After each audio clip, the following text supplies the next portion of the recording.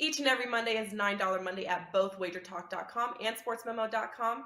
When all daily picks packages are priced at only $9, including 5% best bets, normally priced at $35. As an added bonus, any picks packages loaded early for Overnight Tuesday or action during the week will also be priced at $9 until midnight on Monday. So make sure to take advantage of getting these $25 and $35 picks for only $9 before the clock strikes 12 and they return to regular price.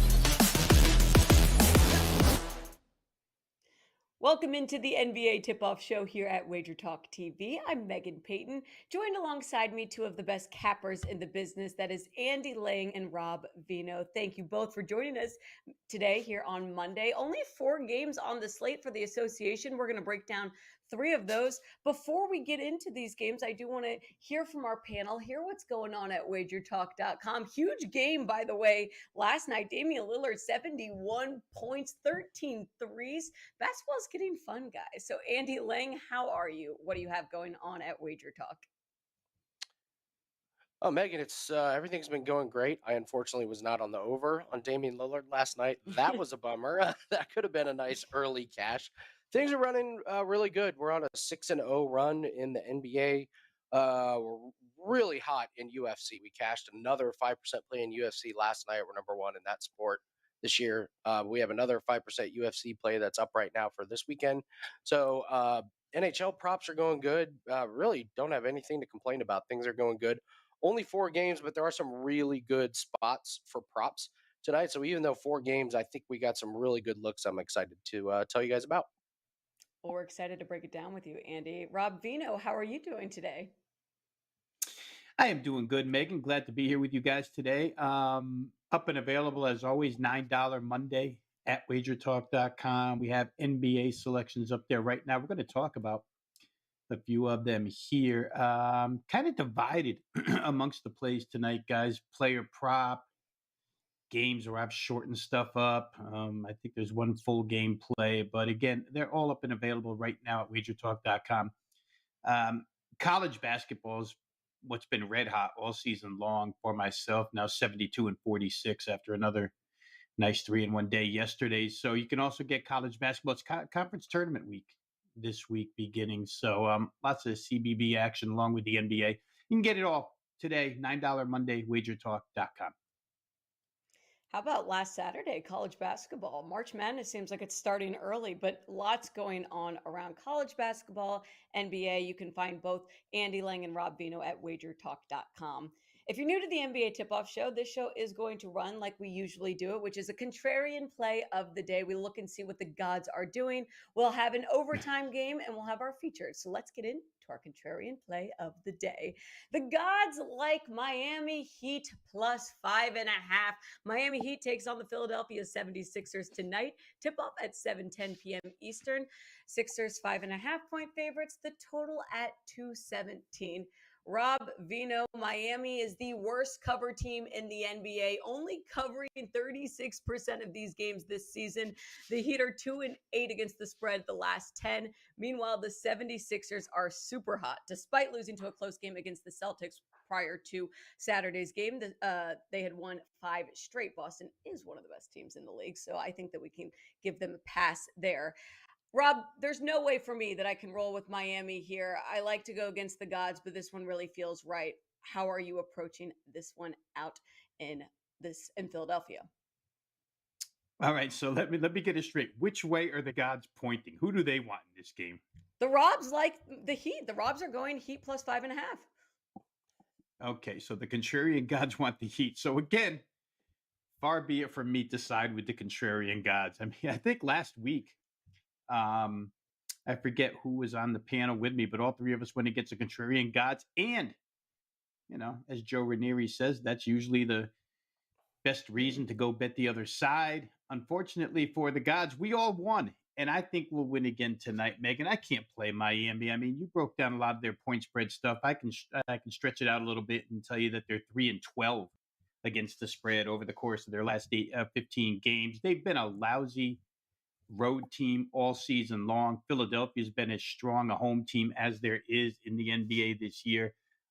For Miami, the finger pointing usually goes to their offense when we talk about negatives about this team, but the defense, which has been sound in years past, is just not there this season, especially as of late. Last 15 games, that 3-12 ATS stretch that they're on, they've allowed opponents to shoot 46% or better 11 times in the last 15 games, better than 52% for those times.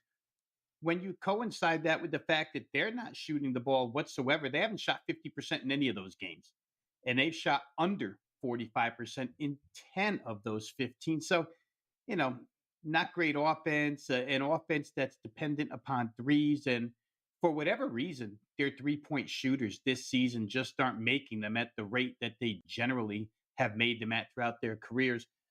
Caused Jimmy Butler to say that he's tired of losing. We'll see if that makes a difference. I mean, Jimmy Butler had 20 trips to the free throw line in his last game, and they still lost to Charlotte 108-103. Anytime you hold the Charlotte Hornets to 108, you're supposed to win that game. You cannot allow Charlotte to hold you to 103. So, again, the negatives for Miami just stack up, up, and up. It would probably lead me to Philadelphia here. I'll say this, guys, real quick on this game. One thing the Heat has done well is go over the total in the first quarter for whatever reason. I think it's because they're underpriced because they're the Heat and they're generally considered slow tempo, not going to score a lot.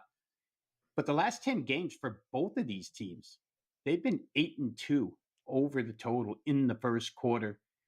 Could be a look on this game, but for purposes of the contrarian segment, I'm against the gods, Megan. I'll take Philly minus the points. Not like injuries are helping Miami either. Lowry's still out with that knee injury. Tyler Harrow, questionable, going to be a game time decision for him with rib injuries. 76ers are healthy. And Miami's fourth straight road game this week, they've already lost 4 in a row. Teams tend to struggle when they're on the tail end of a road trip. Andy, are there any leans here, at least from a prop perspective, that you're eyeing? Man, why the contrarian guys? Why do they got to do this to me? I wrote a full article for WagerTalk.com today about the 76ers and Heat, which I confidently took the Philadelphia 76ers, and then oh man, the contrarian gods say no, we're on the Heat. I mean, it's a perfect recipe for the gods. It's like there's nothing that makes sense about it. Why would you be betting the Heat? They just lost to the Hornets. Their depth is bad, and they're starting Kevin Love. I mean, this is a guy that the Cleveland Cavaliers couldn't even use. Miami said, we'll start him. that's where they're at.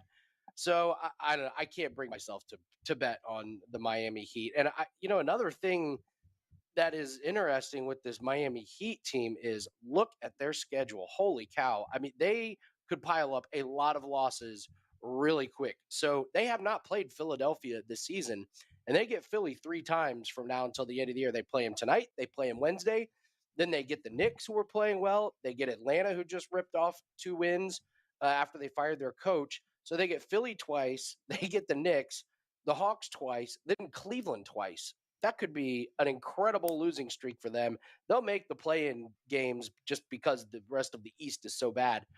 But there's no way I can be putting my hard-earned money on the Miami Heat. I do have a player prop that I just love for this game. Only 4 games, but we mentioned I love these props. Take a look at Bam Adebayo, under 30.5 points, rebounds, and assists. So he's gone under this total in both games that Kevin Love has started. Kevin Love led them in rebounding both those games, not Bam. Kevin Love. Philly is 3rd best in the league defending centers. Bam played 1 game in the regular season against Embiid last season. He was terrible. He only had 18 points, rebounds, and assists. He played 1 more regular season game against Philly where he went over, but Embiid was out of that game. The big problem for me that I see in this matchup is that Miami Heat just do not have much at the perimeter. Their bench gave them 10 points against Charlotte, and uh, they you can attack Philly at the power forward position, which Rob has done a great job in the past explaining, and you can also attack them on the perimeter. Harden's not playing any defense. When Maxey comes off the bench, he's not playing any defense. I just don't think Miami has the guns to attack off the perimeter. Even if Hero plays and has a good game, they're left with almost nothing. This is a really bad stretch for Miami, and I know Jimmy Butler might be sick of losing. I'm just not sure how he can prevent that, as I don't trust this Heat team. They lost their depth. Kyle Lowry, even when he plays, is a shell of himself. So I'm not going to be with the contrarian gods, and I'll take Bam Adebayo under his PRA. Yeah, I'm not with the gods either, but I do want to throw out one way you could find yourself backing Miami. Think about these two teams. They're both these, kind of slower paced defensive teams, both have top 10 defensive ratings in the NBA. This is the lowest total on the slate at 217. 5.5, 6 could just be too big of a number if you don't think that there's going to be a lot of points. I'm with Rob and Andy, though, not backing the Heat. We're on 76ers tonight. Let's switch over to our featured game of the night. That is going to be two great teams in the East. We're looking at the Boston Celtics at the New York Knicks. Tip-off is at 7:40 p.m. Eastern. Celtics are a 2.5-point favorite, and the total's at 223. Andy, I want to come back to you first, because a big part of the Knicks' February surge, their success has been due to Julius Randle, averaging 27 points, 9 rebounds this month. And with Randle's big frame, strong build, he's able to back down these smaller defenders. His line right now is set at 25 and a half, 37 points he had last time he took on the Celtics. We can get into this game from a side perspective, but I'm looking at the over here for Julius Randle. Do you like that one out in Madison Square Garden? Yeah, I do. I will also say part of the Knicks' success is that they got to play the Pelicans without Zion. They got to play the Wizards. They got to play Brooklyn twice without without their Sure. big guys. So, but listen, you do what you have to do, and you take advantage of those situations, and you win, and that's what they've done. So I can't fault them at all. Randall's been incredible. Jalen Brunson has been incredible. The books have definitely caught on to the Jalen Brunson. So we had a very, very small window to take advantage of those numbers. And I feel like the value is gone, so I can't go to Brunson night in and night out. But we have a very specific spot that goes so good for the Boston Celtics on a player prop, and that is Marcus Smart over 5.5 assists. Jalen Brown is out tonight, which means fire away on Marcus Smart on his assists. He's recorded 6 or more assists in all 6 games that Jalen Brown has missed, and the books have put this number at 5.5. So we're hitting at 100% mark every time Jalen Brown sits. Marcus Smart goes over assist total. In fact, he's averaging over 9 per assist per game. So it's just when you lose Jalen Brown, you lose a guy that dribbles the ball up the court, quite a bit, and it's just a lot more opportunities for Marcus Smart to pass the ball around. I did think the Philadelphia game was very interesting against Boston. I think they really have something special with that Derek White and Brogdon lineup. That gives them something that they have not had in the past, which is a second unit with a lot of speed. And when Jalen Brown is out, they're not missing much recently. So I think that's been a really big key to the Celtics. Don't be surprised if they use that lineup tonight and more moving forward, as they can put their big lineup out. But in years past, they really haven't had an answer to teams that go really fast. So I've been impressed with White and Brogdon in that lineup. But for tonight, give me Marcus Smart over his assists. Derek White, also game time decision for the Celtics with that ankle injury. No Jalen Brown. Knicks are fully healthy. Celtics sit top in the East. Knicks are 9 games behind, 6th in the East. But both the Celtics and the Knicks have won 7 of their last 8 games.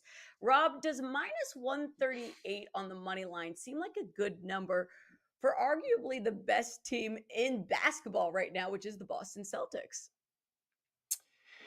Well, that would be hard for me, Megan, because I feel like the Knicks are playing as good as anybody right now. Tom Thibodeau has his team after the break. The acquisition of Josh Hart has helped. He's been looking for a defensive off guard for, let's say, a couple of years now, right? When they started trading pieces away and, picked up Kemba Walker and Evan Fournier. Neither one played any defense. Evan Fournier, sits in like the 14th man spot on the bench. for the last 3 months. So the lineup's been good. RJ Barrett contributed the other day as well. You guys talked about Randall and Brunson, obviously the main keys, but the return of Mitchell Robinson has helped too. In the pivot, Mitchell Robinson had a big game, I think, on Saturday, the last time they played. So the Knicks starting five really is good. And Tom Thibodeau's found the rotation 1 through 9 that he really likes and has stuck to. So I find it hard to play against either of these teams full game as we speak. I will say this: the knee jerk reaction. Andy talked about writing up something for Wager Talk on the Philly game earlier. My free play today write up was on this game, and in particular, just a knee jerk mechanical play that seems to cash every single time, and that's the New York Knicks first half. The Knicks right now, first half against the spread, lead the NBA 40-19. If you shorten that up to their home games in Madison Square Garden, this team's 22-8 against the spread first half at home. And they played the Celtics twice this year in this same exact situation as very short priced first half dogs. And they've covered them both. So I would go back to that well in this game, Knicks first half, especially with Boston not having the services of Jaylen Brown and potentially Derek White. I know that the Celtics will just reach to their bench and they'll pull out, Peyton Pritchard, Sam Hauser, somebody that will shoot threes, and they generally do very well scoring the basketball. But the Knicks, for all their slow tempo, they score points, guys. They find ways to fill it up, so they're an offensively efficient team. I think first half might be a way to go. And if we were going to talk props, I would certainly look at Jason Tatum, who without Brown will take center stage all by himself tonight. And whether you want to play points and rebounds, points and assists, points, rebounds, assists, it doesn't really matter. He's been on a tear as of late. So maybe Jason Tatum, a way to look for prop bets. I took a look earlier, and I think his point total was 31.5. And the PRA was 44.5, all numbers that he can, exceed pretty much any night of the season. So I'm going to look at Knicks first half here, guys. I just think those numbers are way, way too tough to ignore. And the Knicks have had success in that role against this team this year. Jason Tatum to thank for that come from behind game against the Sixers with a 3-pointer at the end. These two teams play frequently. The last time they played, the Knicks did win in overtime, 120-117. The Celtics are good on the road. You can't be top in the East and not do well in away games, 20-10. Meanwhile, the Knicks do not play their best basketball at Madison Square Garden, just 2 games over 500 on their own home court. That game tips off tonight at 7:40 p.m. Eastern. Let's switch over to our overtime game of the night. We have the Orlando Magic at New Orleans Pelicans tip off at 8:10 p.m. Eastern. Pelicans are a 4-point favorite. The total here is at 227.5. It opened at 226.5. We've seen it move up 1 point. This is a bounce back spot for the Pelicans. That's how I view this game. It's a must-win game for New Orleans, who sit 10th in the West. Both these teams realistically trying to make a push for the play-in tournament, potentially top seeding there. But Brandon Ingram, to me, has to do well if the Pelicans are going to win this game. He has done well. In 7 straight games, he had 25 or more points. Yet last game, he only had 19. That was going up against a solid Knicks defense. If Brandon Ingram can go over 25 points, I like the over here. Rob Vino, do you take the over 227.5? I'm not sure. And I'll start by saying this. I was on earlier with our good friend and colleague, Jay Money, and I went on somewhat of a rant, not a terrible rant, but it's CJ McCollum, Megan. I just don't understand. CJ McCollum is putting up nice numbers, but they're not star player numbers. You go through his game logs, and it's this entire month. It's nice to have 20-6 and 19-5, but Brandon Ingram, as you mentioned, has been doing most of the heavy freight carrying for this team, and they just haven't produced victories. While CJ McCollum sits back and plays like a third role player. It's about time. And I would love to be proactive here and figure that the position that New Orleans is in right now, which is sinking fast in the West, that CJ at some point will step up and play the way he played earlier this season, and especially last season when New Orleans made the big push. Could be tonight against Orlando. But as far as total is concerned, Orlando's 7-1 to the under in their last 8 games. They have all the interior size to match up with New Orleans there. And it could come down to somewhat of a defensive battle in this game. Again, I would think that New Orleans prospects hinge way more on CJ McCollum than Brandon Ingram because he's proven to do well. But when you look for scoring outside of those two from the Pelicans, it's hard to find consistent nightly scoring. So they're 4-2 to the under last 6. Like I said, Orlando's 7-1 to the under last 8. Orlando has the ability to shoot crooked as well. This could turn into a game where we see it land more about, I don't know, the 216 to 219 range rather than 227. So I'd be willing to play under in this contest. It's easy to make a case for the under. Both the Magic and the Pelicans are bottom half of the NBA in pace and offensive rating in their last 10 games. The under is 14-5 the last 19 meetings between these two in New Orleans. Andy, from a prop perspective, anything that's sticking out to you? And then are you going to ride the over or under for 227.5 tonight? Well, there's only 4 games on the schedule when Orlando and New Orleans are the overtime game. Right. Hey, maybe it's the undertime game because I'm not taking the over. These teams are so unpredictable. The Magic are 4-4 their last 8 games. The Pelicans are 4-4 their last 8 games. So I find this game itself to be just really, really tough to predict. I'm really not sure what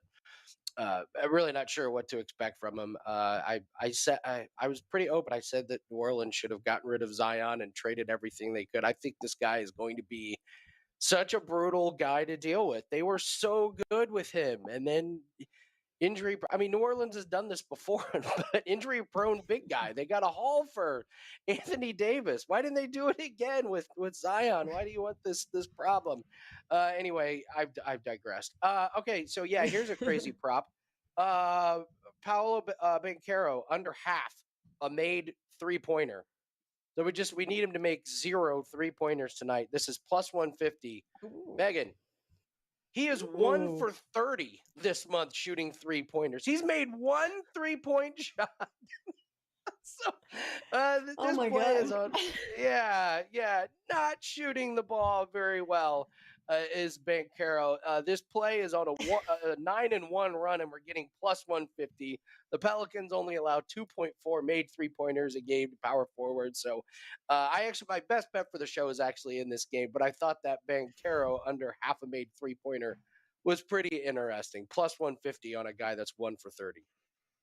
If it ain't broke, don't fix it. Plus 150. Andy Lang with the player props out there. You're right. This is more of an undertime game. That is the Orlando Magic at New Orleans Pelicans. Tip off 8:10 p.m. Eastern. Total at 227.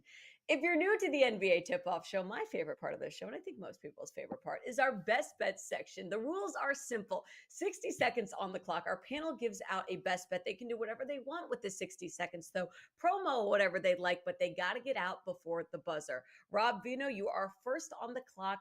Your time is going to start now. Well, I've got a lot to choose from here.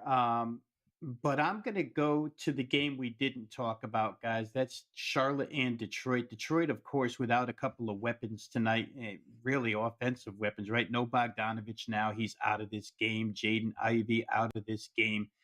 So Detroit a little bit shorthanded. And obviously with 15 wins and the two teams below them, 14 and 13 wins, they're in kind of an arms race to get the most ping pong balls. So it would be easy to take Charlotte here, who's on a roll the last couple of games. And I wouldn't talk anybody off of Charlotte in this contest. But I'm going to go Charlotte first half point total over 59.5. Detroit gives it up very, very easily. And Charlotte still remains the fastest tempo team in the NBA over the course of the last 5 games and in the last 10 games. A significant pace here. They're playing good defense with Mark Williams at the rim. Rookie center. but I think the Hornets get to 60 in the first half. So give me over 59.5 team total. Charlotte Hornets first half. Rob Vino, I know there's only 2 panel members here today, but the rules still apply in and out in 60 seconds. Andy Lang, you officially get 63 seconds for your best bet section. Your time starts now. Thank you, Megan. Yeah, we're running great in sports. The UFC 5% play is up for this. It may be the best sports that we're running in. I mean, we hit 8 units over the weekend. We're number 1 in 2023. That's 2 5% plays back to back for us. So encourage everyone to go grab that. NHL props are also doing really well. We've upped the volume on that as we creep closer towards the playoffs. And little birdie told me I may be on Wager Talk tomorrow with a very discounted NBA play. So encourage everyone to check that out. I'm going Markelle Fultz over 14.5 points. He's 8-2 to the over on his total this month. The Pelicans just gave up 45 points to Brunson and Barrett on the Knicks. Fultz was taking 10 shots a game in January. This month he's averaging 13 shots per game, much more involved in the offense. And in the last 6 games, the Pelicans have allowed 8 guards to go over the total. The other interesting thing, he's gone over his total in all 5 road games this month. His 2 unders this month were at home. He's on the road tonight. Take the over. Right on time, Andy. Thank you very much. I appreciate both of you joining us here on the NBA Tip-Off Show. My best bet's going to be the Julius Randle over 25.5 points for him tonight against a Celtics team that's going to be without one of their stars. Thank you all for joining us. As always, we appreciate our loyal fan base here at the NBA Tip-Off Show. Take a screenshot of Andy and Rob's best bets for tonight's slate of games. Go cash some tickets tonight. Everyone have a great start to your Monday. How do you like to finish the college basketball season paying under $30 per week? Between now and Selection Sunday on March 12th, there's still tons of regular season college basketball action to go. Plus, all the conference tournaments and WagerTalk and Sports Memo are announcing their March Madness Bonanza special that will include the rest of the college basketball regular season, conference tournaments, NCAA tournament through the national championship, and any plays released in the NIT or CBI tournaments. That's right, from Monday, February 27th through Monday, April 3rd, there are 5 full weeks of hoops action, which breaks down to under $30 per week. Sign up for this promotion now on your favorite handicappers homepage and get the rest of the college basketball season through the national championship in Houston on Monday, April 3rd, plus all non-March Madness tourneys, including the NIT and CBI, all for only $149. That's under $5 a day for one of the best betting experiences in sports. Some call March Madness the most exciting time in sports betting, so act fast as the March Madness Bonanza special is only available for a limited time. Grab your favorite college basketball handicapper, or perhaps add 2 or 3 college hoops experts to make this March Madness not only exciting, but also profitable. No coupon is needed, just head to the homepage of the handicapper of choice and lock the $149 price in now. As the earlier you sign up, the more days you receive.